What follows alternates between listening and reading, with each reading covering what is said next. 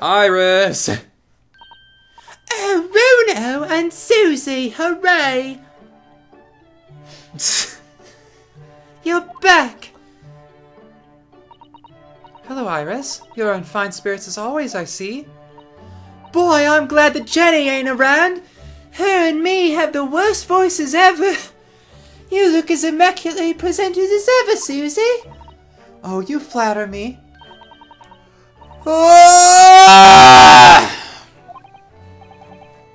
Thanks, Iris, but actually, I'm not in the mood for tea. What is that foul smell? Huh, aha! The Wanderers... how does his voice go? Mr. Naruto. Ah, yes, the Wanderers return at last. Where on earth have the pair of you been? Well, we've been in court? Oh, for Mr. Musash's case. That was today, was it? I'm sure I mentioned it only yesterday, Mr. Sholmes. Quite right. You, blah, blah, blah, blah, blah. Well, we can laugh about it now. So tell me, how did the try go? Reasonably well so far. We've managed to escape without a guilt... Oh god, my fucking lungs. I guess I just don't sit in this position all that much, so all the bubbly air is coming up. We managed to escape without a guilty verdict, at least. Really? I would have liked to see it. And I must pass the time of day with Mr. Reaper again. It's been too long. Is Lord Van Zeeks an acquaintance, Mr. Sholmes? Naturally. There's not a person in the world who doesn't know my name, Mr. Naruto. That's not what I asked, but still. Mr. Sholmes? Whatever is that odor? Yes, what is it? It's faint, but absolutely awful. Ah, indeed. That is the scent of victory, my dear fellows. Victory in science. Oh dear. Alright, I'll bite. What's he up to now? Actually, I won't bite, because I want to look at the chalkboard. Ah yes, this is where you note down ideas, isn't it, Iris? So, what's on the blackboard today? Buck up, Runo. What's this? I have teleportation powers now, Bruno! I'm just playing around with the ideas of the title of next month's installment. Spelled wrong. You fucking spelled installment with 2 L's. Another idea I had was the barrel coronet. I'm really torn about which one to use. What do you think, Bruno? Anything but buck up, Runo, obviously. I suppose you're right. I'll tell you what, I'll surprise you with it. You'll have to wait until next month and see. Ugh, so many sleepless nights. If I remember correctly, this large and imposing lump of iron is called a typewriter. To think that every single one of the adventures of Herlock Sholmes blossomed from this very machine. It's such a dreamy thought. I actually had a go on it the other day. The metal bars that move when you hit the keys got all tangled up somehow, and that made Iris angry. Mr. Naruto, you're ruining my dreamy thoughts. Please don't do that again. But now I've made Susato-san angry as well. Okay, hold on. I think there was... I'm just gonna double check. I'm sure I've already missed it, but...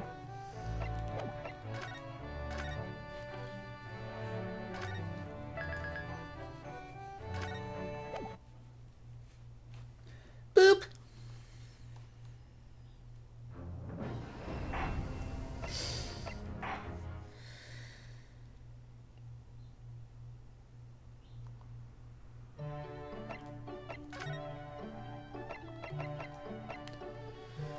Miss Green's bottle, and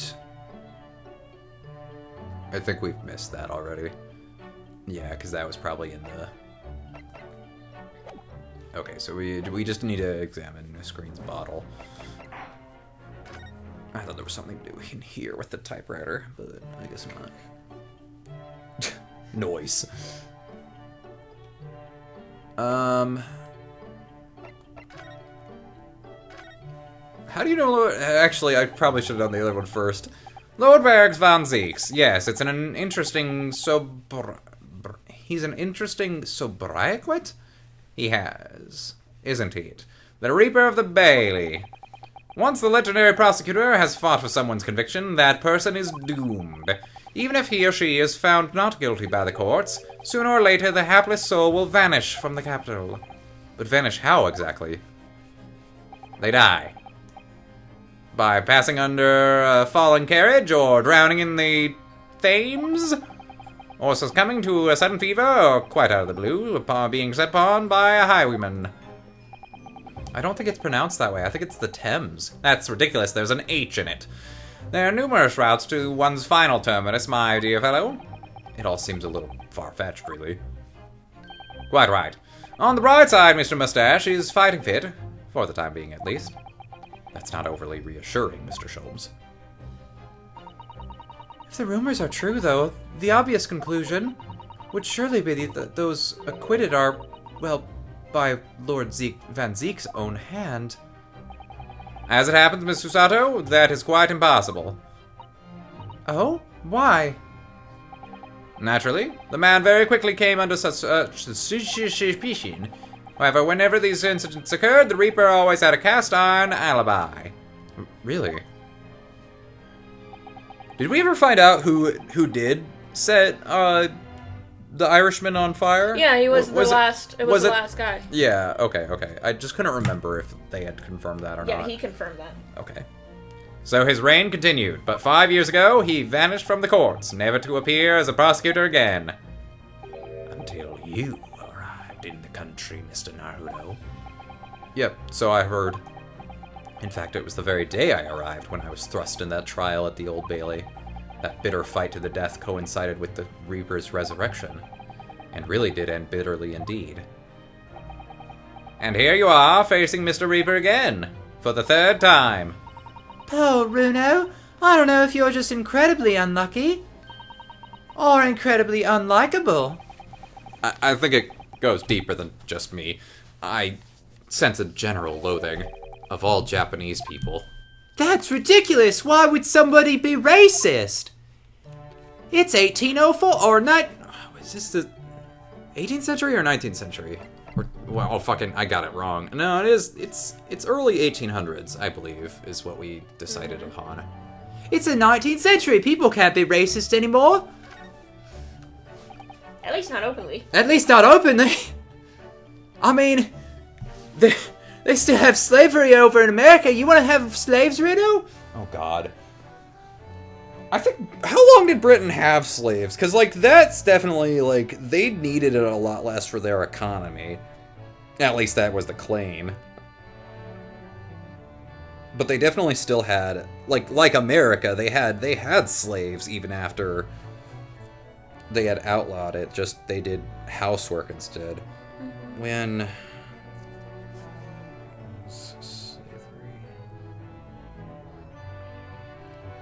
Yeah, because what people don't remember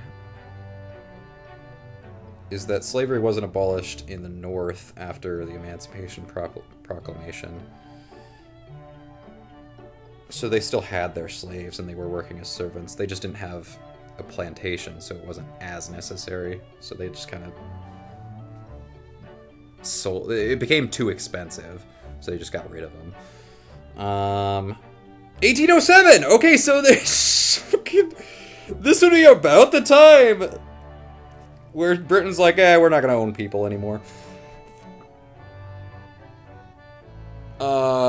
Slavery Abolition Act of 1833 and 1838, full legal emancipation granted. So they would have still had slaves in this period of time. That's crazy. I mean, I guess it would have been another 30 years after that before America even has a war about it. So, man, now that I think about it, I think that America was really late to that party. 1860s? Like, that's way after everybody else, I think. Except for, I think, South Africa? Because they were kind of not great. I think it was into the 1900s.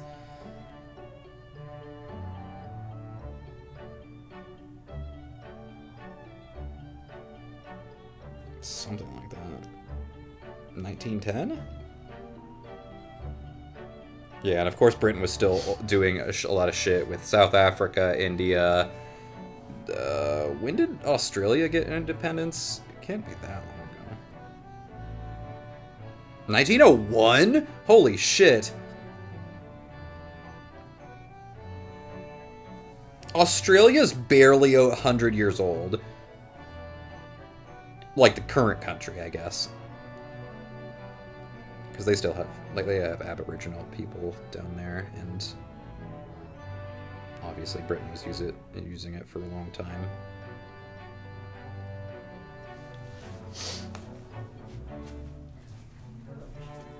Yeah, sorry, I got ADHD mind. I got trapped on this hole.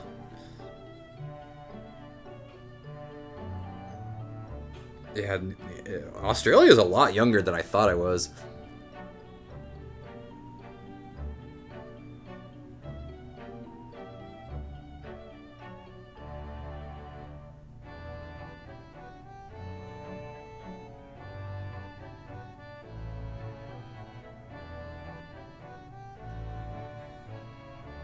January 1st, 1901. Canada wasn't its own country until 1867. That's so funny. Because that means that Canada was the...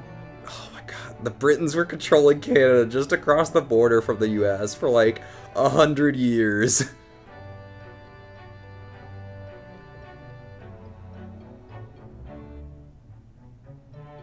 You know what we never talk about here in America? Like the expansion of Canada. Like, I know how we got into pretty much every other North American country and South American country, but, like, I don't know how the expansion of Canada went, because, like, I know that they were there.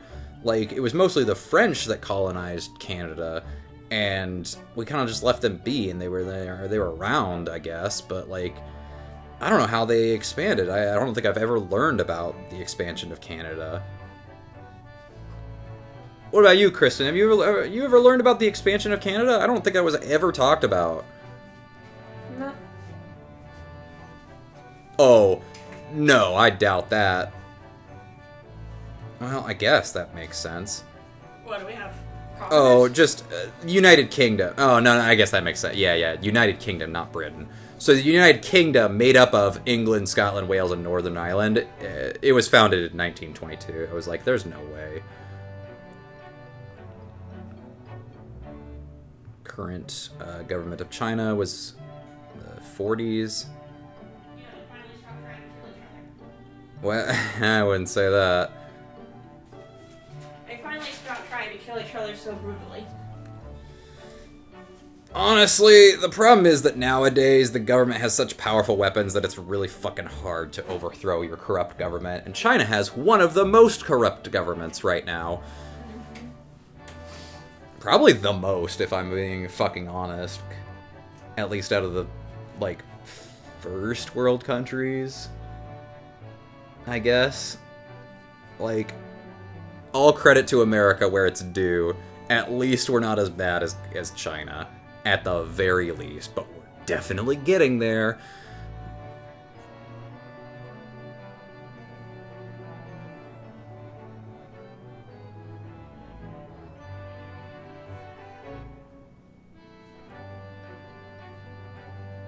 I had somebody I knew someone once that I met online that was from Mexico, and they had the audacity to tell me that their government was more corrupt than ours, which in some ways is true, yes, because they've had a long history of being, you know, run by the black market, the guns and drug, what do they call them? Cartels? Yeah, cartels. Yeah, they basically run the government from behind the scenes. But, like, this person specifically was saying that their government was corrupt because the socialist leader was running them into the ground. Which I was like, are you fucking kidding me? You have an actual good president, and you're like, this guy sucks. And, like, the worst part is, this person actually was like, yeah, your government sucks just as bad. And they were, like, agreeing with all the points of, like, how Trump and Biden were terrible, but they're like on the complete opposite end of the spectrum. They were like fucking so far right-wing they didn't even fucking realize it. I was like, I can't fucking handle you. You're stupid. Anyway, we need to find out what this smell is. Well, most probably this, I would say. What is that? My dear fellow, it is, of course, my latest invention. A chemical test that can identify whether or not a tea is genuine at the drop of some tea. Oh my! There are some unscrupulous sorts manning the stalls along some of London's less frequented streets. They regularly sell what purports to be high-quality tea, but in fact merely dyed leaves of drab flavor. Well, that's certainly unsavory behavior. So when one is presented with... Would that even be fucking profitable? Like, I feel like tea is one of the simplest things you can make. If you're on a corner stand selling tea, like, it probably costs nothing to make that shit. Why would you make fake tea? Here and now, but remember... I know, but like... During that time, they were getting tea and spices from... Oh, yeah, that's fair. Why do you think we threw the tea into the harbor? Because it actually cost money. It cost money, yeah. One is presented with what appears to be black tea. One must be careful. Iris! Drink this tea. At a ready, Hurley? So we're gonna have to prove that the tea has fucking... tea at all. Fucking... It looks so weird. Like, I know that tea can be red, but, like, it looks weird to me, because I barely ever see red tea. Nice. Let us add a drop of my chemical to this cup of tea here. Do you see what happens? It turns black. And what a foul odor it's giving off. Indeed, the blacker the tea becomes, and the more foul the odor, the better the tea is. It would appear that this cup was a particularly fine Darjeeling. That's very ingenious, but what do you do with that black liquid now? Why, throw it out, of course. It's poisoned with chemicals. I put chemicals in that liquid. You can't drink it, of course. That does seem to be a rather obvious problem with your new invention, Mr. Sholmes. Hence why this chemical test is merely a test, my dear madam. Right. The point is, we are entering a new era of science. In the world of criminal investigation also. Yes, forensic science. Oh, these are such exciting times. I regularly engage in the scientific experimentation alongside my unofficial consulting detective work. The Herlock-Sholmes method will be the foundation upon which modern investigative technique is based. This little tea indicant was a happy byproduct of my ongoing forensic science research. I suppose I should find out more about that. But first... Nah, I'll do that. So, your t-test, is that an example of forensic science? Indeed it is. An essential tool in cases that hinge on the knowledge of whether some tea is of high or inferior quality. Not a huge number of those cases, then. Perhaps a more practical example is required. Figgy pins? Not accepted in our courts as evidence, I might add. Really, we are dragging our heels there. I hadn't even heard of them until recently. Which is partly why I undertake research in this field about myself, of course. Does that mean you're studying fingy pins, Mr. Sholmes? There are others in that field already, and I abhor the company of inferior minds. This is very in character. What I'm researching... What?! It's skin prints. Skin prints. A nomenclature of my own design as this chemical agent that makes it possible. It peels off all your skin, and therefore we're able to tell it leaves behind a substance unique to each person. It instantly reveals objects touched by whichever person is under investigation. Brilliant, Mr. Sholmes. As long as it doesn't turn everything completely odorous and black. I assure you, my dear fellows, you will witness my forensic talents in action very soon indeed. This fucking chemical. You can place it on stuff and you can see where the skin has been, but you need a sample of about a square foot of that skin to make it actually work. So you'd have to take off, you know, that much skin from the person. With Mr. Natsume, who I'm currently defending, being Japanese as well as Miss Susato and myself, I felt it even more keenly in court today. For some reason, Lord Van Zeek seems to have an inherent disdain of the Japanese. Indeed. It is an interesting observation. Do you know something about it? Do you, Mr. Sholmes? Where's my wallet in this? What? Oh, that's your wallet. Oh, yeah, I'm probably gonna need that back. Yeah. It was about 10 years ago that Barrack Van Zeeks chose to enter the legal profession. He was in a car crash that fell into the river, and a Japanese man came and saved him rather than the child because he predicted that he would have more chance of living than the child. Actually, wait, no, that's the plot of iRobot. However, before that time, the young man's closest companion hailed from the Empire of Japan. No! What the? Tell us more! What happened? He died. I believe I've made it clear before. I'm unable to tell you anything about the affair. Oh, but I don't think this has ever come up before. The veil will be lifted on the events of the past in due course, I have no doubt. For now, however, you will be steeped in mystery. You need to draw your attention to Mr. Mustache. Well, I think we should go back to the scene and see if we can uncover any new clues. That's the spirit, Bruno! See you later! Yes, until later. No, Mr. Sholmes, we were thinking you'd come with us. No! Yes, of course, you said so just a moment ago. You said we'd witness your forensic talents in action. Ah, yes, I do recall saying something along those lines, but you go on ahead. I'm allergic to investigations. I'll be sure to follow you later, in all likelihood. Probably. Maybe. Well, I might. I'll think about it. Your commitment astounds me. Oh, thank you, Mr. Sholmes. We'll eagerly await your arrival. Bye-bye, Bruno! I keep, every time the screen flashes, I keep seeing the cabinet up in the upper right corner and thinking it's the PS4, like, somebody's watching or commenting. And I'm like, we're not even fucking playing on the PS4. Like, why do I keep thinking that? Alright, well, I guess that was all the information I'll get from those fuckers. So we can go, let's go to the Miss Green's hospital bed.